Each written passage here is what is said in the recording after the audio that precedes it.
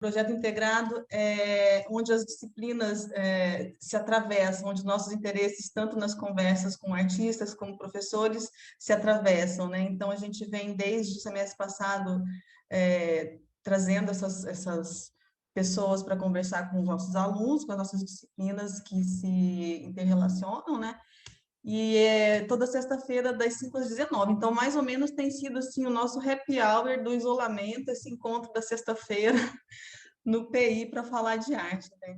Então, nosso convidado de hoje é o Alexandre Sequeira, dispensa apresentações, porque eu acho que ele já conhece todo mundo aqui, tem um currículo extenso, maravilhoso, e o Alexandre é uma daquelas pessoas que a gente pensa, nossa, foi um bom encontro, viu? Foi muito bom ter conhecido o Alexandre. E com certeza é uma pessoa inspiradora que inspira muitas pesquisas também, né? Pesquisas acadêmicas e pesquisas artísticas. Então, a gente fica muito feliz de poder trazer Alexandre para essa conversa mais pertinho da gente, né? Então, para mim, o Alexandre é uma espécie de contador de história, né? Um narrador, um viajante que, quando viaja, quer voltar e contar para todo mundo que viu, né? E aí eu penso nessa questão da fotografia com ele. Ele leva a câmera onde vai e usa essa câmera fotográfica, como dispositivo de encontro, né? De estabelecer relações de afeto entre as pessoas, né? Então, muito além de ser um professor universitário, é uma pessoa muito sensível, um grande artista, e, enfim, não vou me estender muito, porque está todo mundo louco para ouvir Alexandre, né? Mas eu acho que é importante falar também que ele orbitou em volta dessa foto ativa, né? Que é esse lugar de reunião entre várias pessoas pensando arte, pensando fotografia, e o que fez de Belém ser uma grande referência hoje na fotografia contemporânea, né? Ter esse lugar de encontro entre pessoas a fim de discutir arte, discutir fotografia, é uma coisa que ajuda a fazer essa ebulição cultural no lugar, né? Então, muito grata por sua presença e vamos lá, vamos nos surpreender com mais uma história, porque ele disse que hoje vai trazer alguma coisa que eu nunca ouvi. Vamos lá, Alexandre. Grata. Oi, gente, boa tarde a todas, todos e todes. É um prazer enorme estar aqui, estou muito feliz.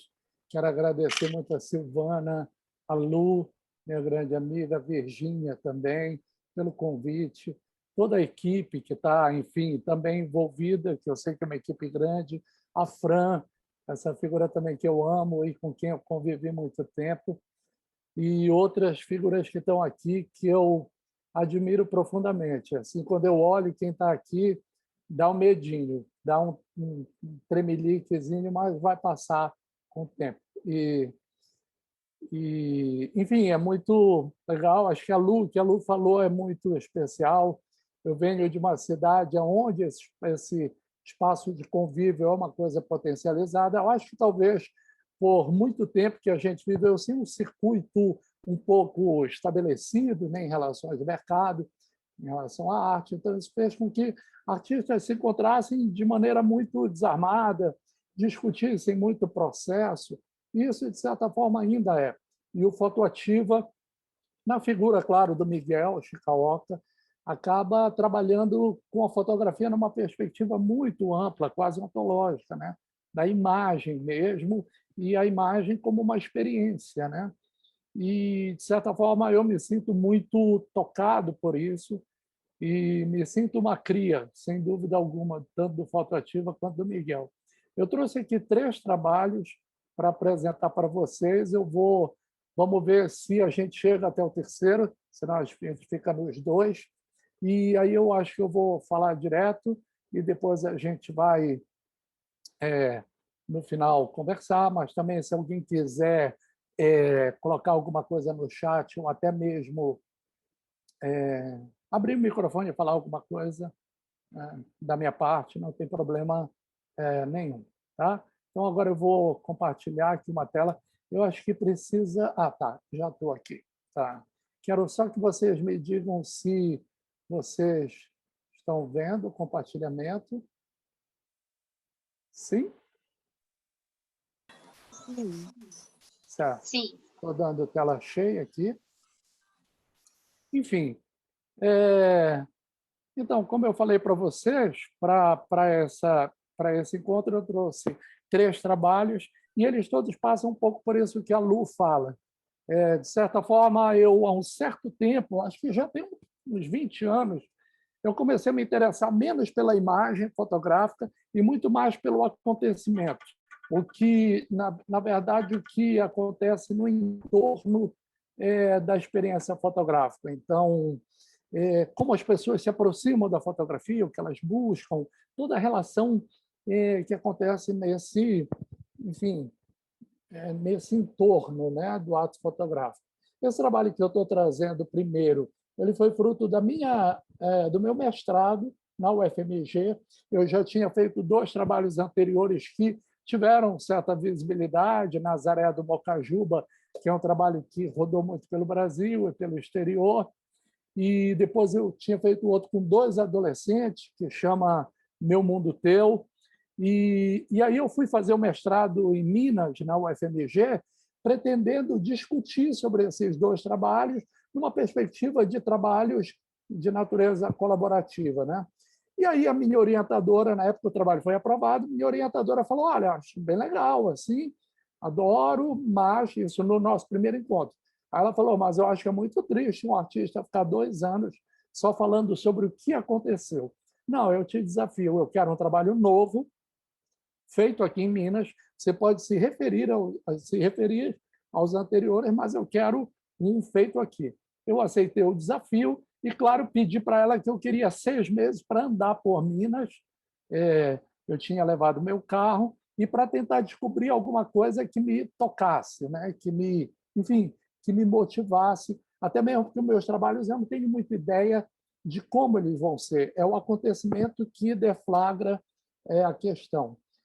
Aqui eu coloco isso que eu considero muito mesmo, a obra de arte, muito mais essa experiência, né, esse acontecimento, e que sai da mão, né, digamos, do propositor e é tomada também como experiência por quem dela participa.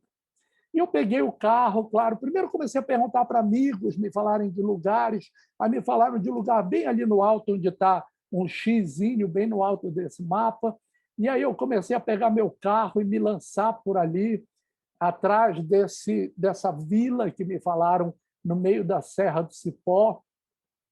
E eu uso equipamentos muito simples, sempre uso equipamentos bem portáteis, também assim leves e que também possam ir para a mão de qualquer pessoa.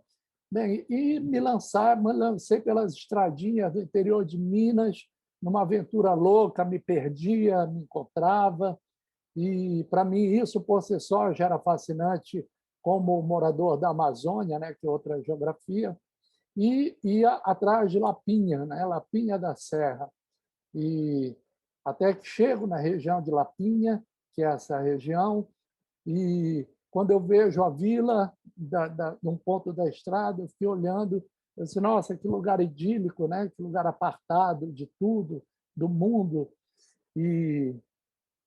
Mas aí já começava o meu primeiro engano. Entrei.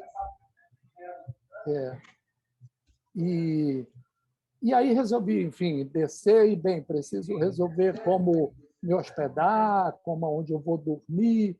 Aí comecei a andar pela vila, né? Curioso que até o barulho do carro ecoava assim, na vila e me deixava um pouco constrangido.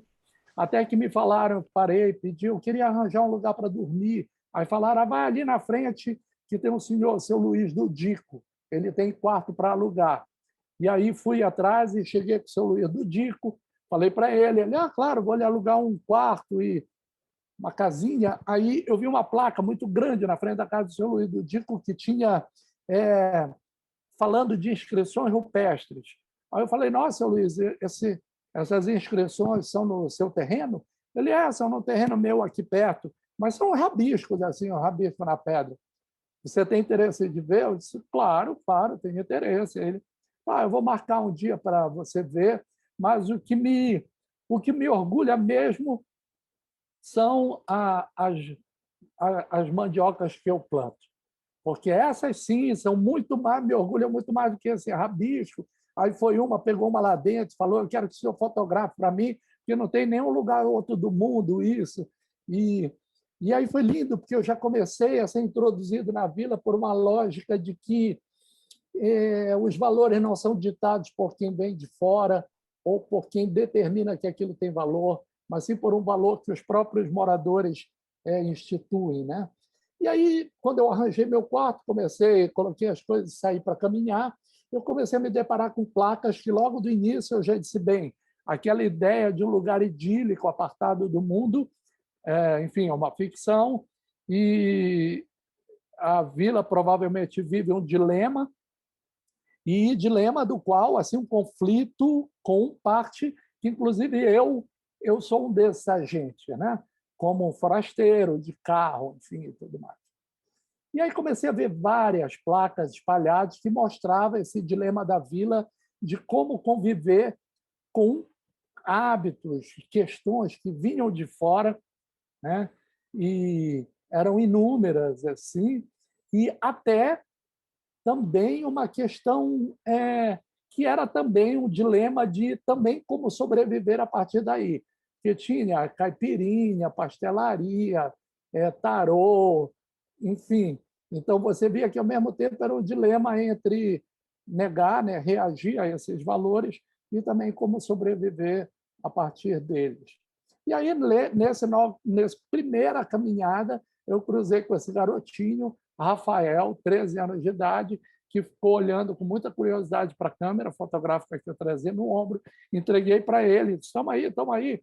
Ele pegou com muita propriedade, eu vi que ele tinha um domínio, e aí ele me falou que ele era guia mirim, então por isso ele recebia muito turista, que tinha máquina, enfim. Aí eu falei, Rafael, preciso muito almoçar. Ele falou, eu te levo num lugar, vamos lá. E aí me levou no restaurante da avó dele, eu pedi para a avó dele que ele almoçasse comigo, ele ficou conversando comigo na mesa, almoçando, e aí ele viu um bloquinho de papel, que eu sempre ando com um bloquinho de papel. Ele falou, dá para você me dar esse bloco de papel, que eu vou desenhar uma coisa para você? Eu falei, claro, claro. Aí dei para ele, e ele me fez um mapa de Lapinha da Serra, me presenteou com esse mapa, e falou, olha, esse mapa para você não se perder. E realmente usei esse mapa por 2 anos, meus 2 anos de convívio com o Rafael, e tem as hortas aqui na ponta, tem as casas com a indicação de todos os moradores, as vias, um mapa realmente fantástico que eu guardei com muito carinho. E aí o Rafael, logo depois do almoço, falou, você quer que eu te leve para conhecer Lapinha? Eu falei, sim, adoraria. E aí ele falou, tá, mas tem que tirar o sapato, tem que tirar o relógio. Aí eu disse, mas por quê? Vai chover? A gente vai se molhar? Ele falou, não, é porque tem que andar sentindo o chão nos pés, não pode ter hora nem para acabar. Aí eu disse, nossa, estou começando a curtir essa história, né? E saí com o Rafael, e o Rafael começou a me apresentar a Lapinha de uma maneira linda, pelos olhos de um garoto de 13 anos de idade, me mostrando o ninho de passarinho, toca de cobra e várias coisas, um lugar absolutamente encantador. E aí, num dado momento, assim, a gente estava meio que subindo um pouco esse morro aí, só no primeiro patamarzinho, e eu fiquei totalmente com falta de ar. Falei, Rafael, bora parar aqui um pouco para eu descansar, beber uma água. Sentei, e o Rafael foi na minha frente e se pôs na pedra, assim, e ficou olhando para a vila dele, sabe? Assim, com uma maneira altiva, meio orgulhoso, né? Como quem me convidava para olhar para a vila dele. E nessa hora, foi essa hora que eu percebi que eu estava iniciando um trabalho e que eu tinha encontrado um parceiro. Que eu olhei para o Rafael e aí eu estava diante de uma imagem que eu conhecia muito bem desde criança. Aí, para isso, eu tenho que voltar um pouco no tempo, quando eu era garoto, assim, meus pais sacaram que eu gostava muito de desenhar, pintar, de arte, começaram a me dar muitos livros de arte, de museus. E as minhas tardes eram folheando livros de arte, e eu olhava os quadros e eu ficava sonhando que eu queria ser determinados personagens dos quadros. Era sonho de ser essas figuras. E o Rafael aí estava incorporando um desses meus sonhos. Era como se ele soubesse de um desejo meu e estivesse me apresentando, olha, agora você pode ser quem você sonhou. E quando eu voltei para BH, eu fui atrás, que era Caspar David Friedrich, romantismo alemão, esse viajante sobre o mar de nuvens, que eu sempre sonhei, né, em conhecer outros lugares e outros horizontes. E o Rafael, de certa forma, se colocando ali quase que como né, uma retomada de um sonho meu muito particular. Voltei e disse para a minha orientadora, eu encontrei meu parceiro, eu sei que o trabalho vai começar daí. E aí ela viu a coincidência, ela falou, nossa, que interessante. Aqui eu coloco um trechinho que eu falo, reconheço naquele olhar que se lança muito além do que os olhos veem, o mesmo olhar com que fitei o vilarejo de um ponto alto da estrada no início daquela manhã. Curiosa sensação de bem-estar e conforto ao reconhecer não na fisionomia, mas numa atitude, meu vulto, interposto no gesto de alguém, como um vertedouro que se abre repentinamente e nos surpreende, ao estender para além de nós sentimentos quase secretos, situações que até então acreditávamos ser somente de nosso domínio. Rafael entrou e avisou para mim, olha, eu faço parte também. Era como se eu estivesse encontrando um pedacinho de mim lá em Lapinha da Serra. Nos tornamos grandes companheiros, começamos a conviver e eu comecei a ir muito para Lapinha. Num dia que eu estava trabalhando com um computador, assim que eu levava, o Rafael estava bem do meu lado. Aí ele viu essa foto noturna que eu tinha feito de Lapinha. Ele falou, Alexandre, você deixa eu desenhar em cima da sua foto? Eu falei, desenhar? Eu falei, claro, claro. Aí ele foi lá dentro, pegou a caixinha dele de giz, de cera, voltou e ficou bem do meu lado, assim, desenhando, de cabeça baixa e falando baixinho. Aí ele começou a me falar, Alexandre, eu estou muito preocupado porque a nossa vila está sofrendo uma ameaça muito grande de discos voadores. E quando eu deito para dormir, eu escuto o barulho deles, eles estão sobrevoando e eles estão esperando o momento de pousar. E a gente não vai ter como se proteger e ninguém acredita em mim. E eu disse, nossa, Rafael, que louco e que impressionante. Aí, no dia seguinte, eu comecei a andar pela vila perguntando, gente, e essa coisa de discos voadores? O pessoal dizia, mas que discos voadores você está falando? Não, porque o Rafael me falou de que ele acredita que, né, que os discos voadores estão sobrevoando a vila. Ah, Alexandre, você vai dar trela para um garoto de 13 anos de idade. O Rafael, ele é um sonhador, ele só vive falando histórias fantasiosas, você vai enlouquecer e todo mundo ria quando eu dava atenção para aquilo. Mas eu anotei no meu caderninho e disse, eu preciso ver isso com carinho, porque o Rafael falava com muita veemência, sabe?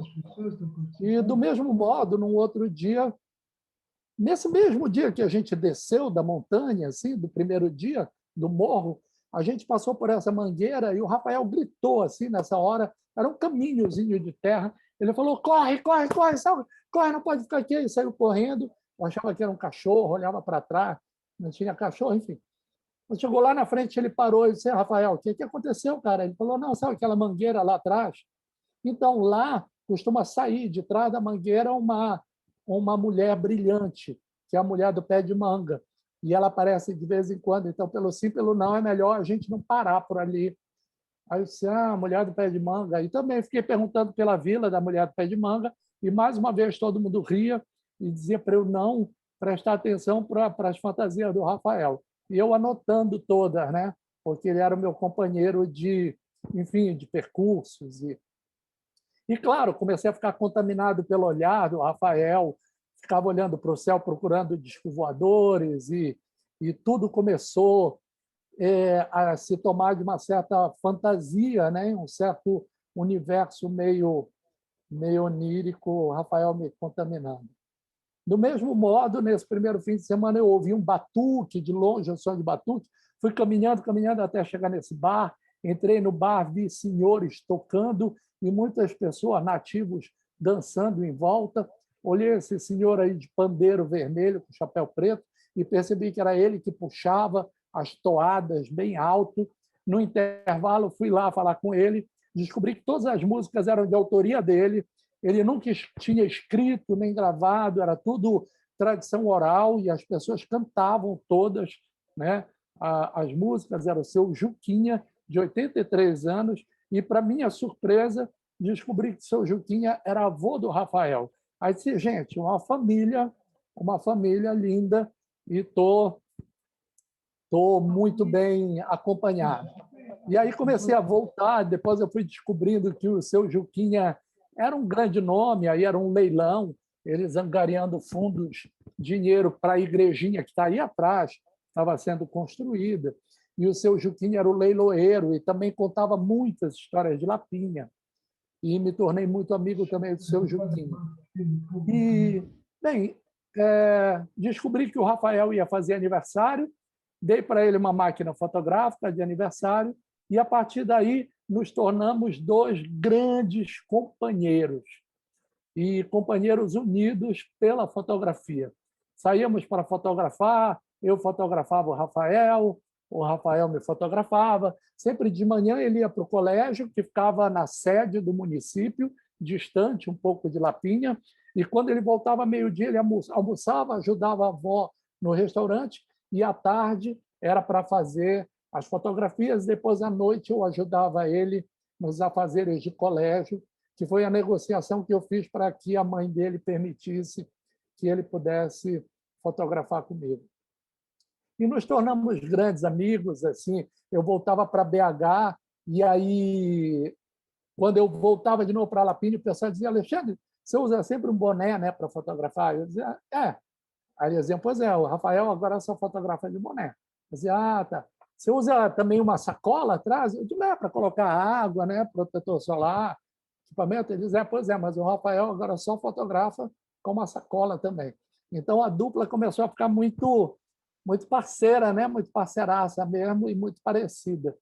Então estávamos sempre juntos, todo mundo reconhecia como a dupla de fotógrafo, né? E assim foram 2 anos de convívio lindo, um convívio que eu vou levar para o resto da vida, fotografando muito. E o Rafael começou, quando eu chegava de volta, ele plugava o USBzinho da câmera dele e descarregava muitas fotografias que ele havia feito, como se ele estivesse me apresentando uma crônica visual de um garoto de 13 anos de idade vivendo na Lapinha. E era lindo que ele me apresentava, eu ficava super emocionado. E até fotos super estranhas, aí ele fotografando uma menina, já uma coisa assim meio paquera, né?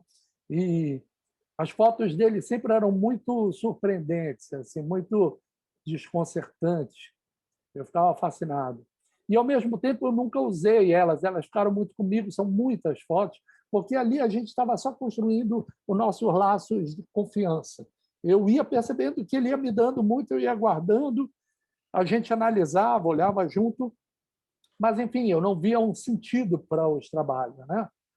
Enfim, para as imagens do Rafael, pelo menos no que a gente estava desenhando como possibilidade de convívio. Aquilo era um exercício muito dele, até de querer se conhecer, né?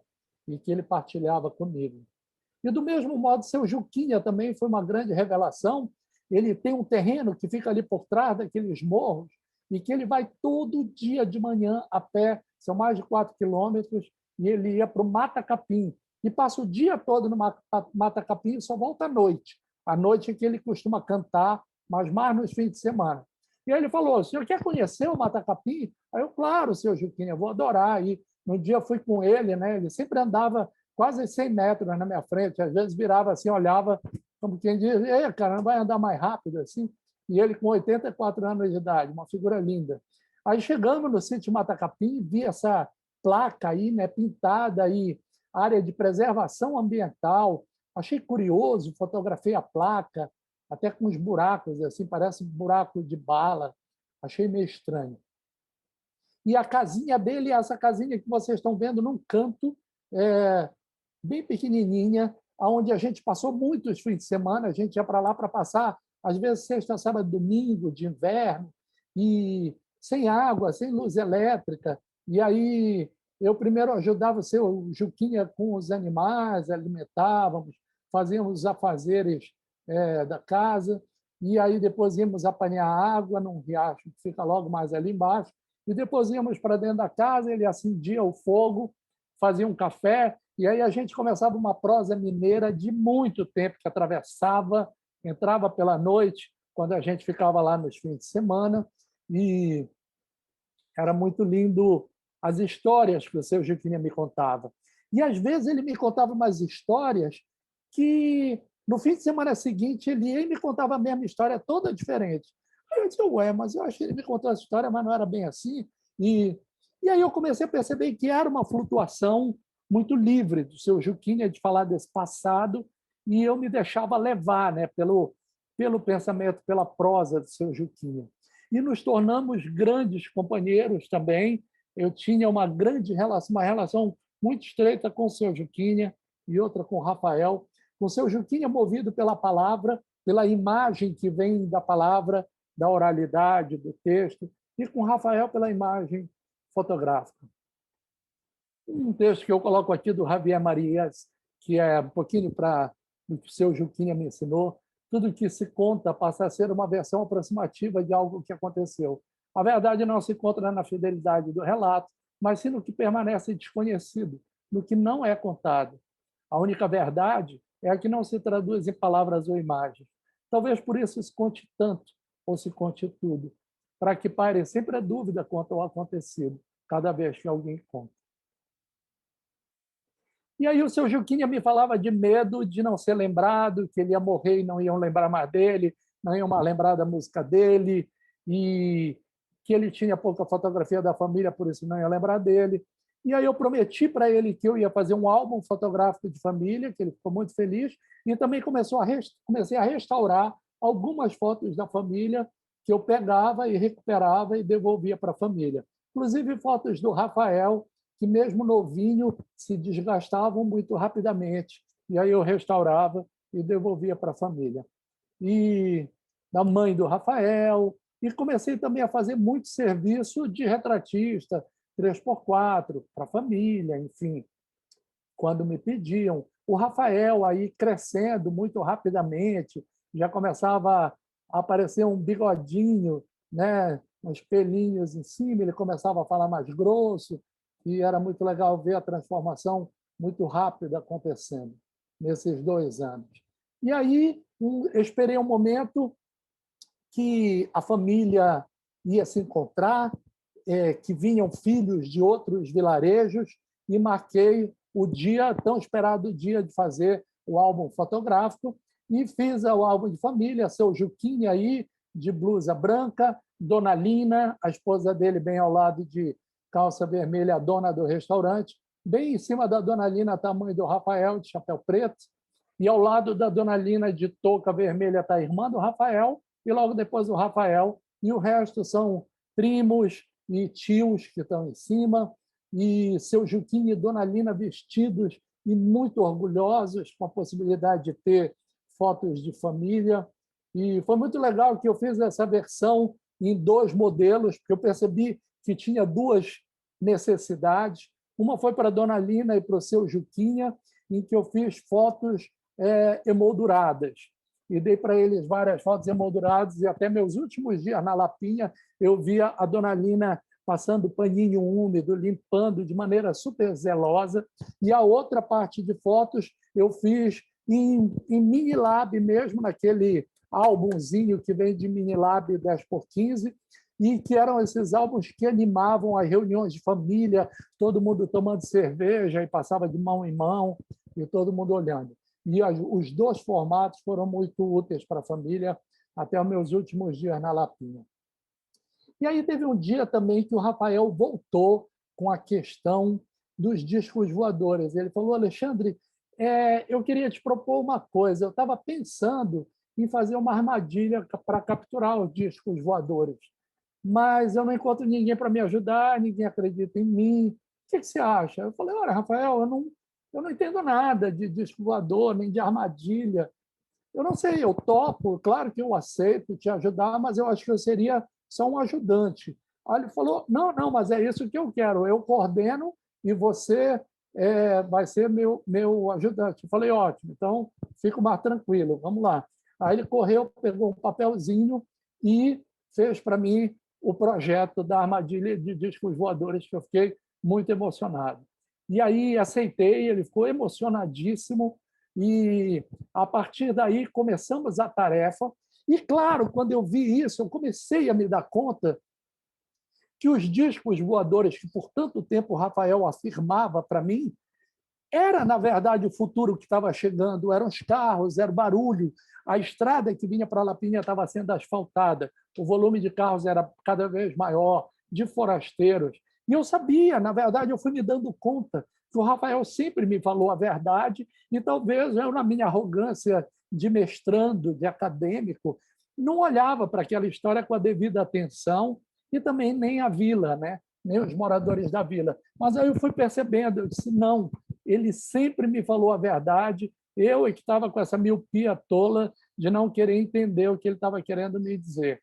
E aí começamos, né? Saíamos para cortar os galhos, ele dizia, corta essa, corta aquela. Não, essa está muito fina. E aí eu virei o peão e aí comecei a cortar e perguntei para ele, mas onde eles pousam? Não, eu sei onde é, vamos lá. Aí me mostrou o local onde a gente ia construir a armadilha, e aí ele sempre coordenando e eu seguindo as orientações dele, começamos a construir a armadilha. Era legal que passavam pessoas bem por longe e gritavam, ei, o que é isso aí? Aí eu respondia, é uma armadilha para discos voadores. Aí as pessoas, tá, ok, aí iam embora.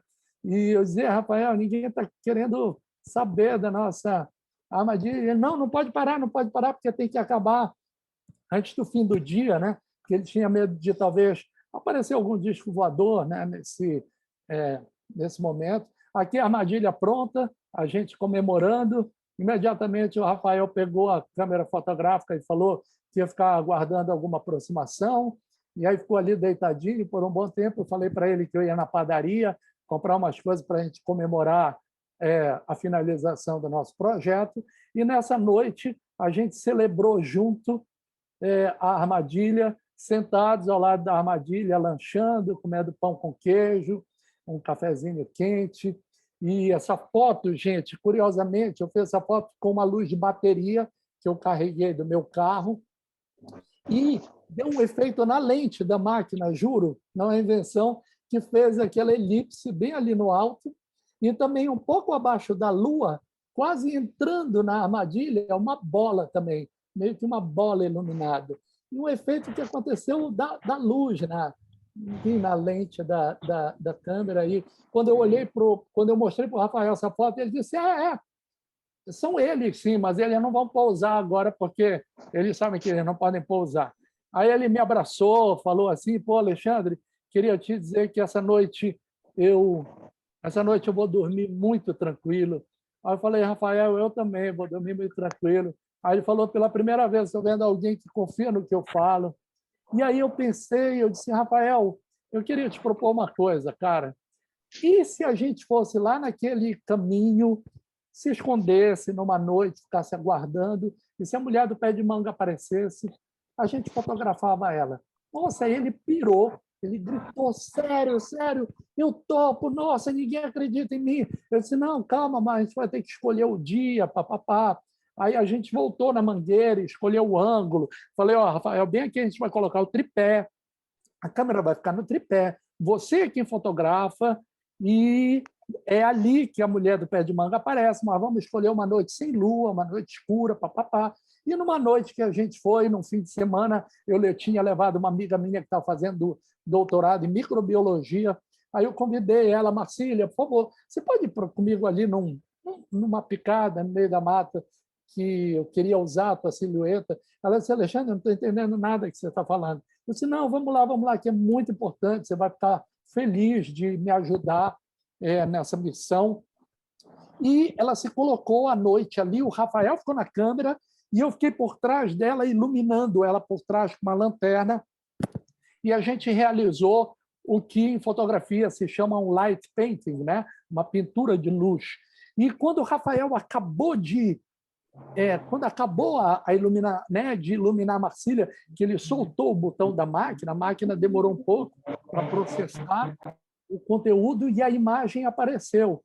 E ele gritava quando ele viu a imagem no ecrã da máquina, eu sabia que ela existia, ninguém acredita em mim, mas olha aí a mulher do pé de manga, olha a mulher do pé de manga, a vila precisa saber que ela existe, que eu não estou mentindo. E eu disse, não, claro, Rafael, claro, nós vamos mostrar para a vila, mas vamos com calma, porque vai ser muito chocante. Talvez a vila também não esteja esperando essa revelação, né? E aí escolhemos o momento. Aqui tem uma frase também que eu acho bem legal do Soulages, em geral, o valor documental atribuído a qualquer fotografia se apoia justamente nessa ilusão, que tende a ignorar tudo aquilo que preexiste virtualmente ou efetivamente a seu resultado. Somam-se a ela, como argumento de afirmação, uma série de outras camadas invisíveis, porém operantes, que emergem da vivência do fotógrafo, suas percepções, seus sentimentos, ou de quem, porventura, as contemple. O Rafael tanto importava para ele que a Marcília estava lá, que eu estava iluminando ela por trás com uma lanterna. Essa não era a questão. A questão é que ele tinha uma fotografia da mulher do pé de manga. Fotografia não é documento? Então, ele tinha o documento e era isso.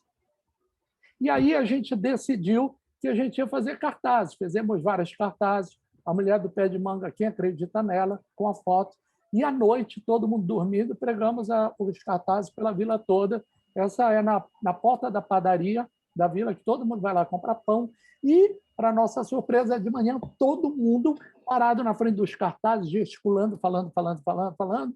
Eu e Rafael de longe, assim, olhando. O Rafael com um sorriso de orelha a orelha. E aí chegava perto do grupo e percebia que o grupo todo estava afirmando: não, a mulher do pé de manga existe, ela existe, sim. Mas, mas vocês sempre disseram que era uma fantasia do Rafael. Não, ela é uma aparição e ela é do bem. Ela vem para proteger a vila. E eu achei super legal, porque assim, era como se o passado da vila e a fantasia, o passado do seu Juquinha e as projeções de futuro do Rafael se encontrassem, né? Nessas metáforas. Aqui eu coloco uma outra coisa que é do Slavoj Zizek, que eu adoro. Vivemos em uma emaranhada teia de ficções que não nos permite recuperar o ponto inicial da realidade primogênita. Em termos platônicos, não temos como sair da caverna e devemos nos confortar com o mundo das sombras.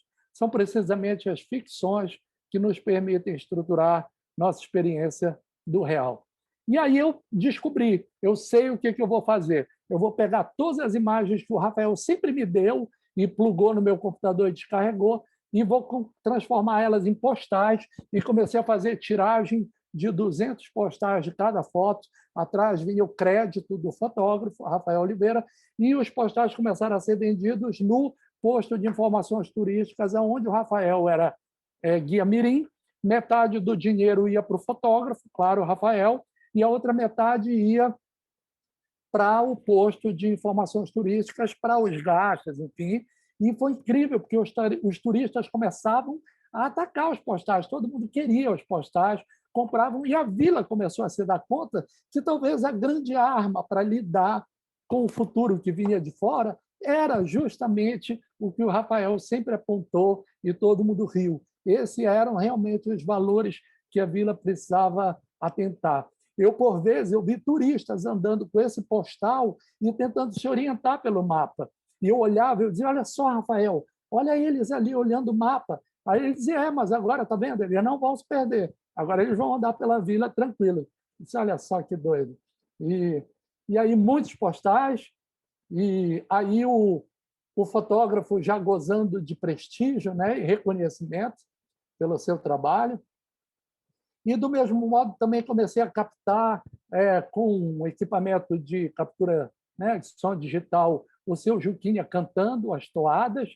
Depois eu ouvia essas toadas com o seu Juquinha, a gente transcrevia as letras e eu levei o material para masterizar e editar no estúdio e geramos um CD do Batuque com as músicas do seu Juquinha, que também começaram a ser vendidos na vila. E aí agora a gente via os carros chegando de fora e o ruído que saía de dentro dos carros eram as toadas do seu Juquinha.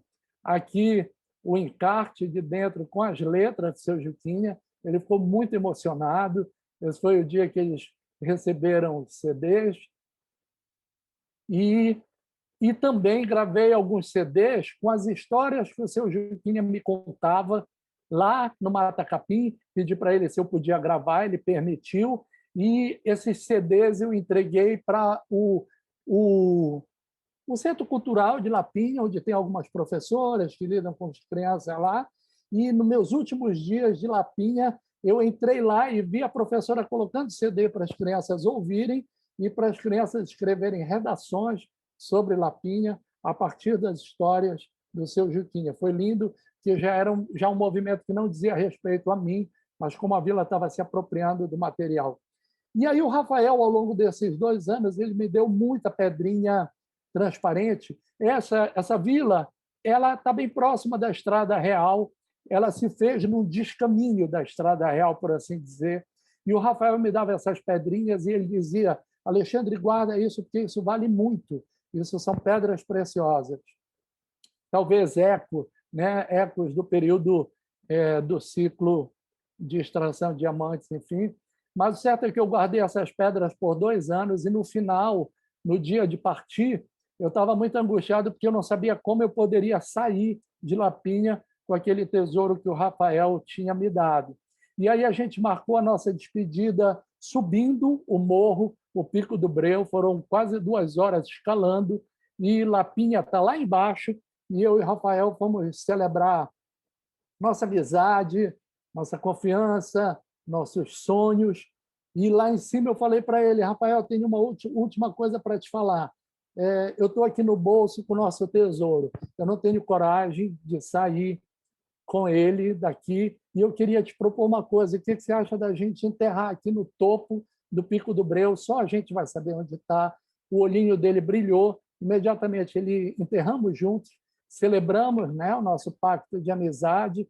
E aí ele me pediu também, Alexandre, queria te pedir também uma coisa, que você não esquecesse de mim e que você voltasse um dia para me levar para eu conhecer o oceano, que eu nunca vi o mar. E aí eu fiquei muito emocionado, prometi para ele que eu voltaria. E aí vem a grande surpresa do destino. Anos depois, Rafael já com 18 anos de idade, aí ele estava com 13, eu fui convidado no Rio de Janeiro pelo Museu de Arte do Rio, que a sigla é MAR, para fazer uma exposição retrospectiva minha. E, dentre os quais trabalhos, um deles era da Lapinha. E aí, quando chegou bem perto da exposição, o pessoal me perguntou: Alexandre, temos aqui no orçamento, você pode trazer um convidado. Você tem alguém que quer trazer tua mãe, quer trazer algum parente? Aí eu pensei, eu disse: não.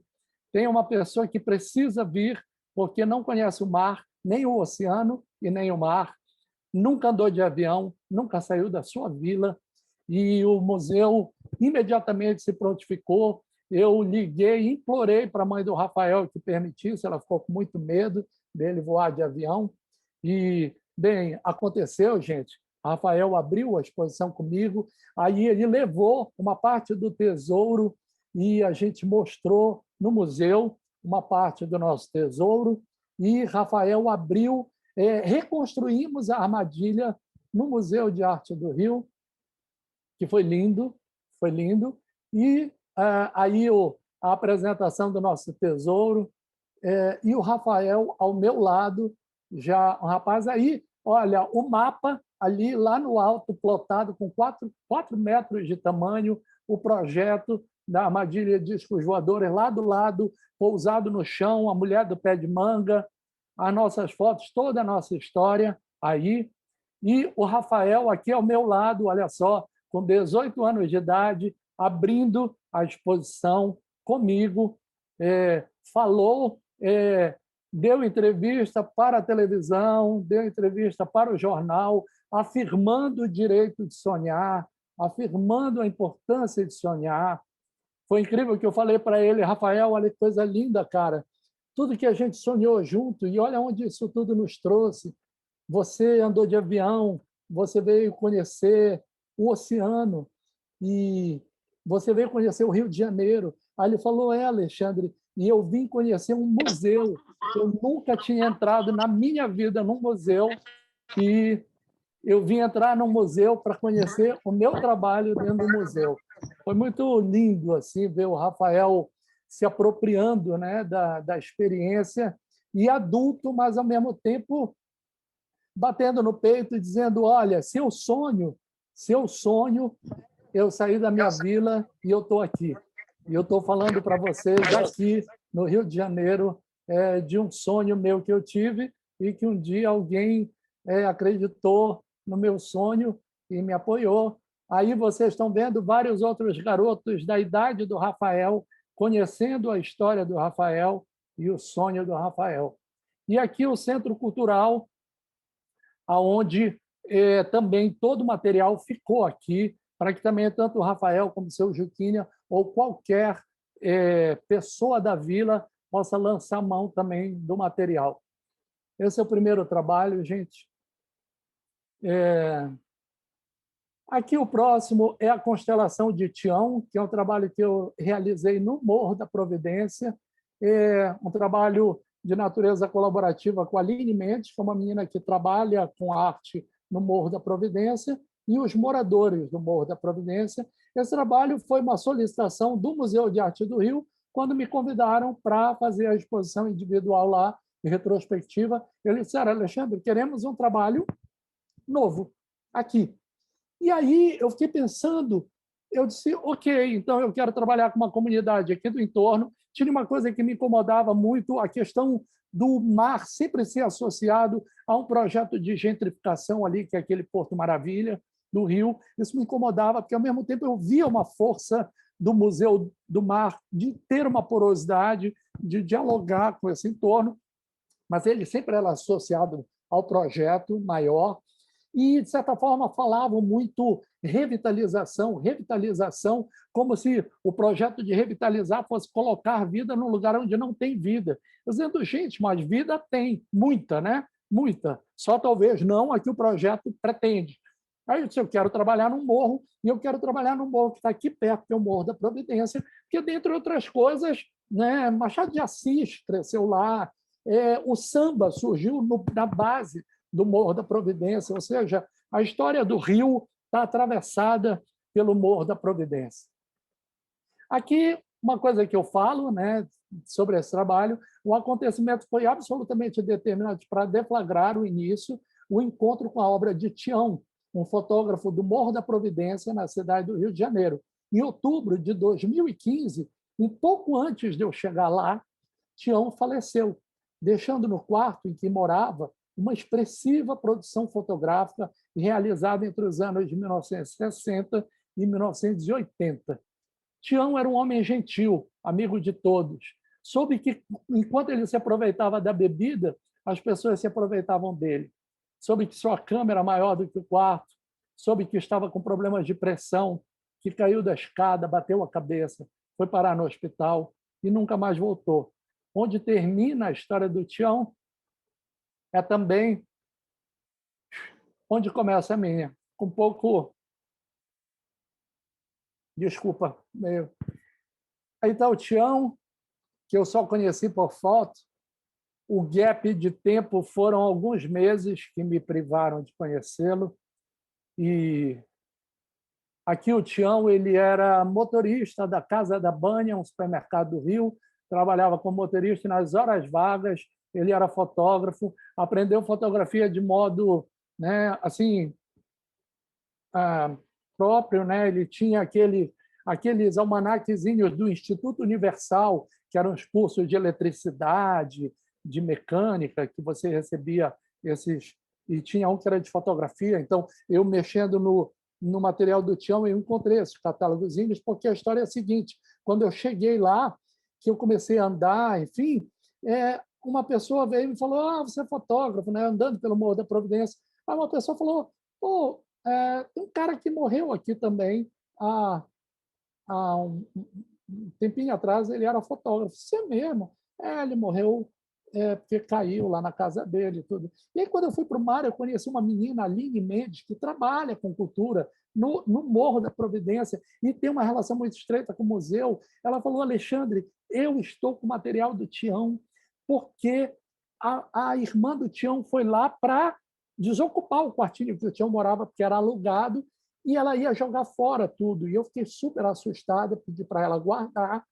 e a Aline guardou e levou para o mar. E o mar tinha aquele material lá, mas era um material de fotografia vernacular, que eles olhavam, claro, com interesse, mas não compreendiam muito bem em que medida aquilo poderia ganhar um espaço no Museu de Arte Contemporânea. E aí o Mar falou: Alexandre, o que você acha de você pegar esse material do Tião e olhar e pensar o que você pode fazer? Eu olhei, passei uns 10 dias olhando o material do Tião e eu enlouqueci, gente. Enlouqueci. Eram fotos absolutamente lindas de uma vida pulsante do Morro da Providência nos anos 60, 70. Olha essa foto, que coisa mais linda. Carnaval no Rio de Janeiro, anos 70. Por exemplo, essa foto eu olhei atrás, tinha atrás o nome da pessoa, Luzia. E aí eu fiquei, Luzia, gente, aí comecei no meu bloquinho de papel a anotar, né? E comecei a voltar para o morro, caminhando pelo morro, andando a ermo, tentando imaginar, né, primeiro onde as fotos haviam sido feitas. Aí é bem no topo do morro, bem ali em cima está a capelinha, que fica no topo do morro. Ele é bem controlado pelo tráfico. Eu também tive uma aceitação e acolhimento desse poder paralelo que me acolheu muito bem. Eles primeiro queriam saber o que eu estava fazendo lá. E quando eu expliquei, eu falei, eu quero falar uma coisa sobre a cultura do morro e do reconhecimento dessa cultura que sempre existiu. Eles falaram, ótimo, pode fazer seu trabalho, que a gente te dá todo o apoio. A Aline ficou como meu anjo da guarda, eu tinha que ligar para a Aline para subir com ela, e a Aline me levava até a base do morro sempre, e eu tinha todo o aporte, todo o apoio. E teve um acontecimento, aí é a mesma escadaria do Tião aqui, lá do topo, aqui é a escadaria vista de baixo, aqui os carros, é até onde chega carro e até onde chega o teleférico. Aquela escada dali é a escada que vai para essa parte onde não tem mais rua e é um núcleo, bem lá no topo, de vielas mínimas, assim, uma coisa, parece cidades do Marrocos e aonde tem esse poder paralelo que toma conta. Lá no alto, onde estão aquelas pessoas de pé, é onde foi feita essa foto, essa foto anterior que eu mostrei para você, essa aqui. E aí, para minha surpresa, um dia, andando por lá, quase me derretendo do calor do Rio, sento do lado desse senhor, seu Ananias, perguntei para ele, ele falou, meu filho, eu sempre morei aqui, desde garoto. Eu digo, seu Ananias, mas trabalhava onde? Lá embaixo, na cidade? Não, sempre trabalhei aqui. Eu dizia, como? Eu era carteiro. Eu dizia, nossa, carteiro. Eu disse, sim, seu Ananias, espera aí um minuto, aí abri meu bloco. Você sabe quem é a dona Luzia? Eu disse, sei. Ela ainda está viva? Está. Mora bem ali. E aí o seu Ananias começou a dar o mapa de todos os nomes que eu tinha descoberto por trás de fotos e não tinha a menor ideia de quem poderiam ser, até porque, lembrando, o Tião ele parou de fotografar em 1985, mais ou menos, porque ele começou a ficar míope e a grana começou a ficar muito difícil. E a geração mais jovem, assim, não sabia nem quem era Tião e que ele era fotógrafo. E a geração mais da idade do Tião já estavam todos velhinhos, enfim. E aí eu comecei a encontrar essas pessoas. Aí está a dona Luzia sentada, eu estou falando com ela. A dona Luzia é aquela moça linda do carnaval da década de 70. Ao lado está a Aline, que é essa figura incrível, que trabalha com cultura lá no morro. E aí foi legal que eu fiz a foto dela grande, assim, moldurei não, coloquei num tabuleiro, tipo pôster, bati lá na porta da casa dela, dona Luzia, ela falou, sou eu. Dona Luzia, eu tenho uma encomenda para a senhora. Ela falou, não encomendei nada, não vou pagar nada. Não é para pagar, dona Luzia, é só para pegar, é só para entregar mesmo. E aí ela pegou assim, rasgou, quando ela olhou a foto, ela ficou assim, muda, ela ficou olhando, eu disse, quem é essa pessoa, dona Luzia? Ela disse, sou eu. Eu disse, quem é que fez essa foto, dona Luzia? O Tião. E por que essa foto não estava com a senhora? Meu filho, essas festas que a gente pede para o fotógrafo fazer, mas depois a gente não tem dinheiro para pagar o fotógrafo, a gente fica fugindo dele, e aí eu nunca peguei a foto para mim. Aí eu disse, pois é, olha, com quase 30 anos, a foto está chegando agora na sua mão, e a encomenda demorou, mas chegou. E aí comecei a conhecer Dona Luzia, e teve uma outra que foi incrível, que foi a Dona Ondina. Também eu descobri uma foto da Dona Ondina, que ela estava com um neto no colo, assim, bem pequenininho, feita pelo Tião. E aí fui, bati na porta. Quando eu vi, abriu a porta um rapaz enorme, assim, bem grandão. Para minha surpresa, era o neto da foto. E eu reencontrei Dona Ondina com o neto ali na foto do Tião, e essa daqui, eu fotografando o neto e a Dona Ondina de novo. E foi lindo o encontro, Dona Ondina já a memória apagando, e e o neto me olhava assim com o olho cheio de lágrimas, assim, porque ela não lembrava mais direito do Tião. Aí ela começou a me perguntar, mas o Tião, né? Como é que está o Tião? O Tião está bem? Aí eu fiquei com, né? Eu não tinha como falar para ela que o Tião tinha falecido. Falei, tá, ele está bem doentinho, dona Dina está bem doente, está bem doente. E, enfim, mas comecei a fazer esses vínculos e foi lindo. E aí eu disse, ok, eu já sei o que eu teria que fazer. Eu tenho que fazer com que o Morro da Providência saiba quem foi o Tião, porque toda essa memória do morro ia para o lixo, não por maldade da família, mas porque a família não tinha como guardar. E aí eu disse, ok, o trabalho é lançar luzes sobre o Tião. E aí eu comecei a ir atrás de outras fotos que estavam com eles também. Aqui, Dona Luzia me mostrando álbuns de fotografia dela, eu fotografando ela na casa dela e comparando com fotos que o Tião havia feito dela. E saí atrás pelos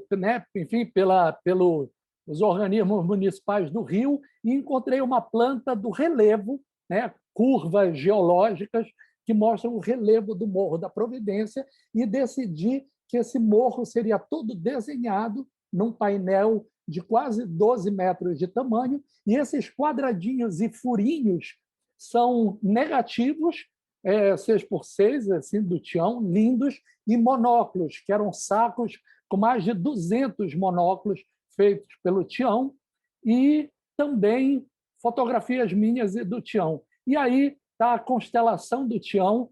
Eu tomei o nome constelação como uma metáfora mesmo do brilho da estrela, que nos encanta tanto, e às vezes a gente nem se dá conta que a estrela já se foi, a estrela já não existe mais, mas a gente ainda se encanta com o brilho dela.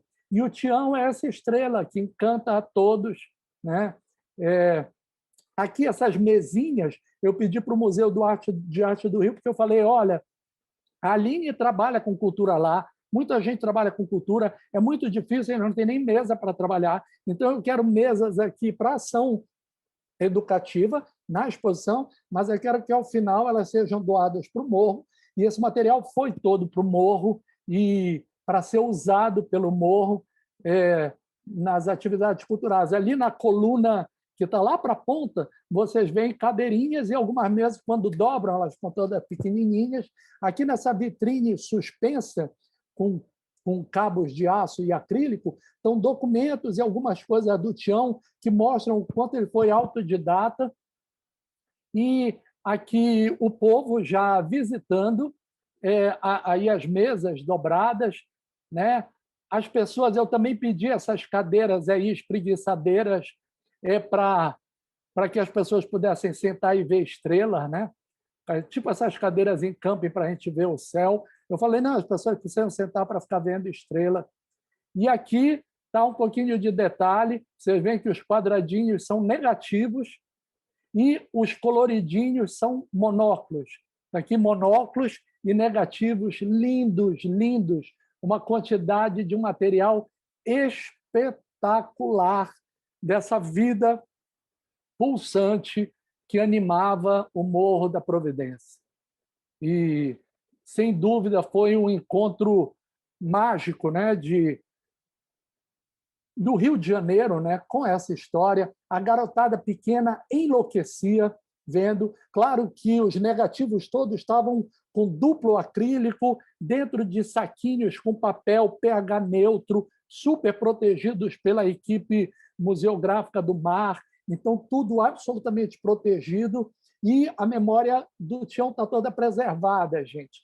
Toda preservada e cuidada e à disposição de todo o Rio de Janeiro, não só do Morro da Providência, como todo o Rio de Janeiro, para ir na biblioteca do quarto andar do Mar e pesquisar o Tião.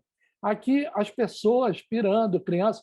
Eu fiz questão de que alguns ficassem bem embaixo, não só para crianças também poderem ver, né? Todos pudessem acessar essa experiência, alguns, inclusive, se jogando no chão.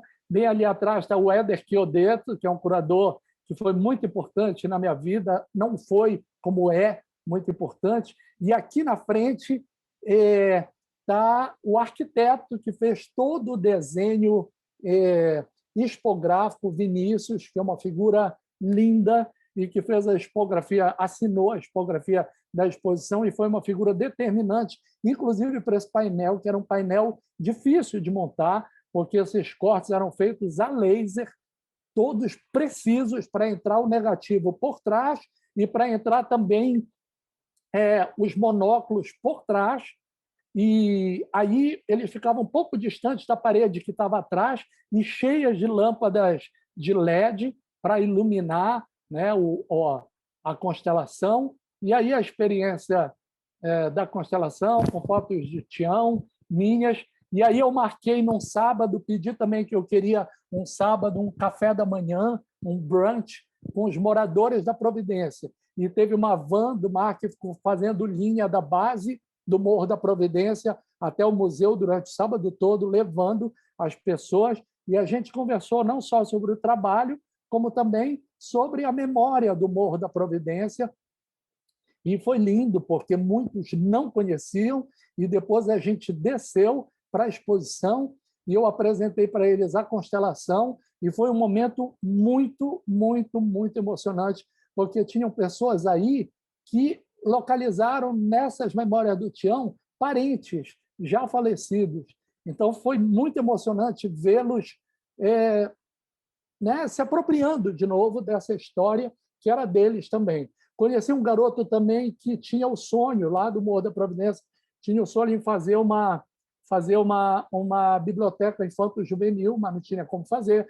Aí eu joguei uma divulgação no jornal e pedi que todo mundo que visitasse a exposição levasse ou livros usados ou novos para doar, livros de arte infanto-juvenis, e aí coloquei essas estantezinhas com rodinha e esse ferrinho para puxar, são estantes móveis, porque essas estantes eu fiz 4 e elas foram também para o Morro da Providência e eu consegui bastante livrinho e a gente começou a biblioteca também lá no Morro da Providência. E aí está o trabalho,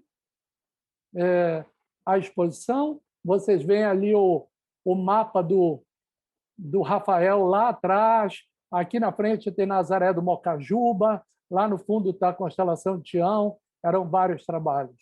A extensão do acervo fotográfico produzido por Tião ao longo dessas quase 3 décadas faz com que a ação por mim desenvolvida represente tão somente um disparador para possíveis construções de entendimento da importância da figura desse profissional quase esquecido. A constelação de Tião aqui apresentada pode ser, quem sabe, um ponto de partida para uma tomada de consciência sobre a rica e intensa produção cultural que animava e anima a vida não apenas do Morro da Providência, mas também de tantas comunidades esquecidas em um país tão plural e, ao mesmo tempo, tão excludente.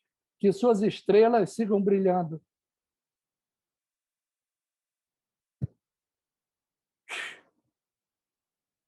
Desculpa, ficou meio engatada. Esse é o último trabalho. Temos tempo, Lu e Virgínia, para o último trabalho? Sim, por favor. Legal. Esse é menor, tá? Esse eu fui convidado pela UFMG, pelo Campus Itinerante, um projeto muito legal, que chega a julho, tem o Festival de Inverno, e o campus da UFMG migra por cidades de Minas.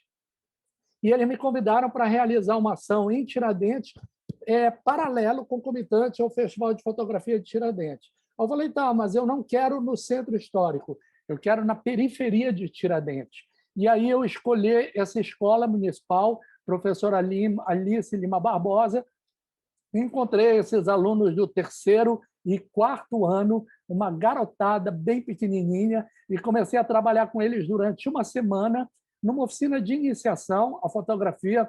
Foi incrível, né? Porque é uma garotada pequena. Gente, todo dia de manhã eu ia para lá com eles e à tarde eu tinha que fazer o tratamento do material e preparar a aula do dia seguinte.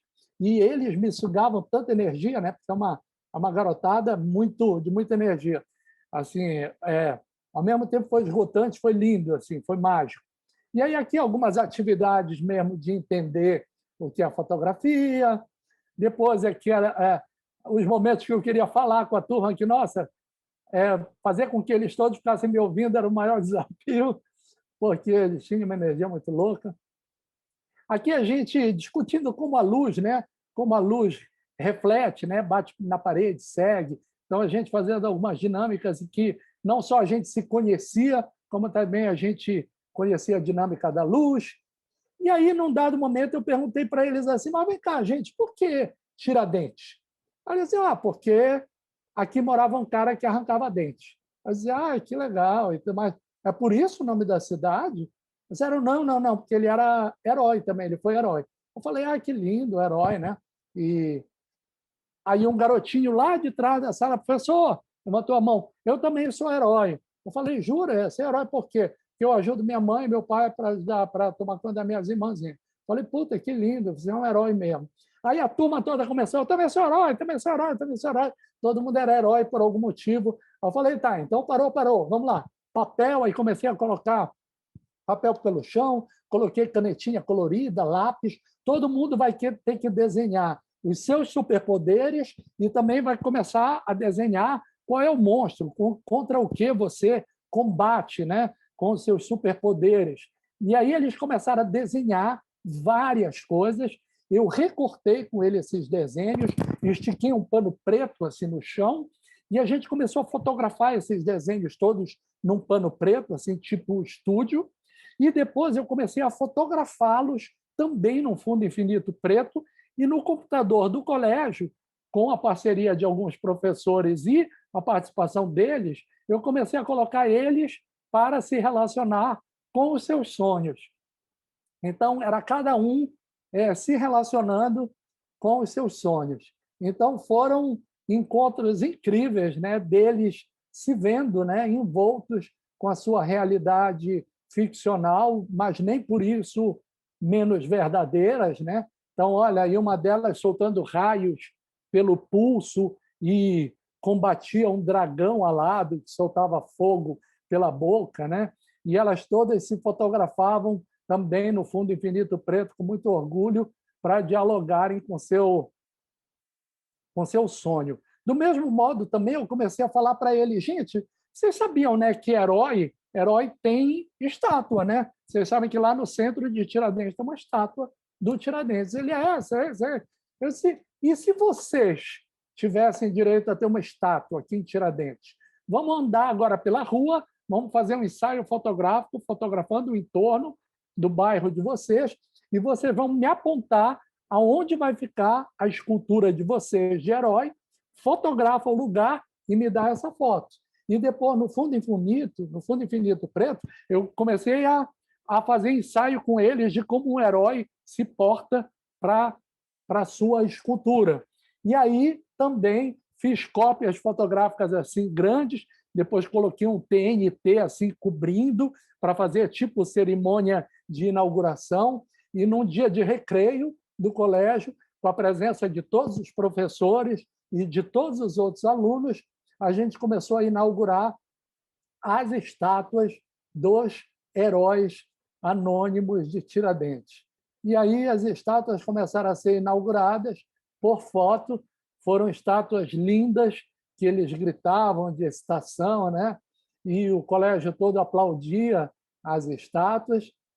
E um ano depois, o Festival de Tiradentes me convidou, que queria que eu fizesse uma exposição no festival. Eu falei, tá, eu quero participar do festival, mas eu não quero fazer foto minha. Eu quero fazer foto de um trabalho que eu desenvolvi com vários fotógrafos daqui.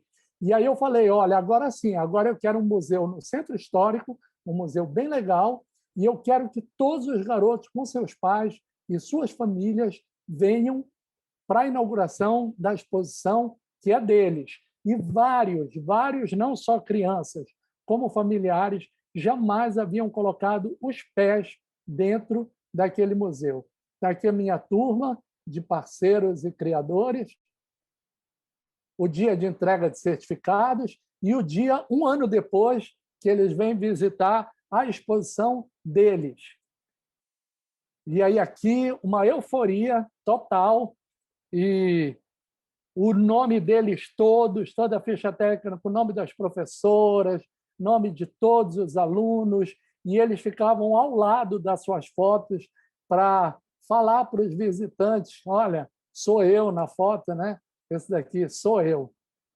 Afirmar a arte como espaço da experiência poética do viver é a maneira de garantir possibilidades gratificantes de infinitas interpretações da vida, numa correspondência entre seu permanente fluir e a irremediável revisão das formas que a animam. Ao nos lançarmos de maneira livre e desarmada a essa experiência, recebemos em retorno nossa vida transfigurada esteticamente. Muito obrigado, gente. Desculpa que eu falo para caramba, mas, como diz a Lu, eu sou um contador de história, né, Lu? Um dos melhores que eu já ouvi. Não vejo a hora de escutar sempre assim essas histórias, porque a gente fica muito tocado, muito inspirado. A gente vê pelo chat as pessoas todas muito emocionadas assim, né, de ouvir, porque a gente está numa condição de isolamento tão triste, uma condição de Brasil tão triste. E ouvir você falando é um conforto tão grande para a gente, sabe? Então eu quero Obrigado. muito grata por Obrigado. tudo. A Para mim gente é lindo falar para as pessoas, eu fico sempre emocionado e, às vezes, eu até mesmo me ouvindo, a história volta na minha cabeça e, às vezes, é difícil segurar um pouco, mas perdão aí pelos deslizes. Imagina, foi uma delícia.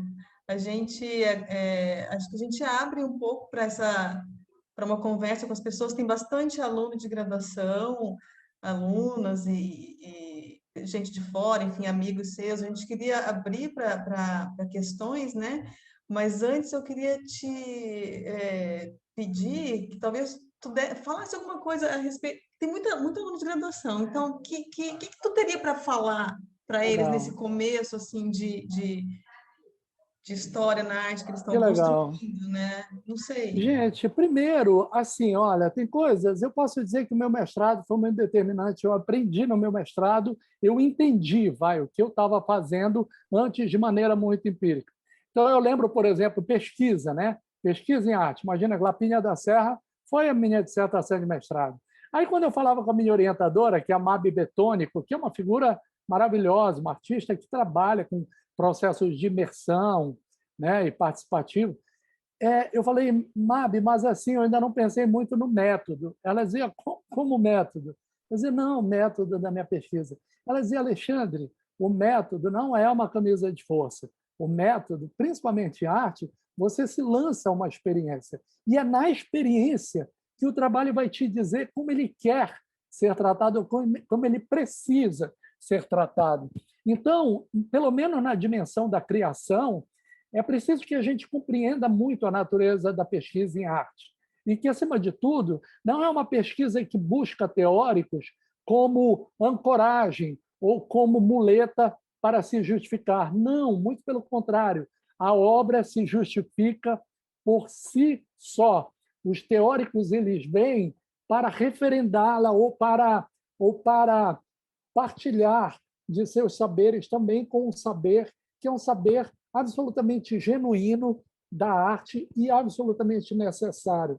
Eu acho que quando um artista é acolhido na academia, ele não é acolhido por um gesto de benevolência, ele é acolhido porque a academia precisa dessa fala, principalmente em tempos pós-estruturalistas, em que a gente vê a revisão de tantos conceitos, como conceitos de verdade, de tempo, de espaço, todas certezas antes tão estabelecidas, tão estáticas, tão únicas. Hoje a gente vendo um valor absolutamente relativizado, né, pelas linhas de força que operam, né, em cada experiência, em cada acontecimento. Então, é preciso a gente se debruçar pela experiência artística como uma experiência que produz conhecimento, produz sentido, produz saber e que o mundo precisa.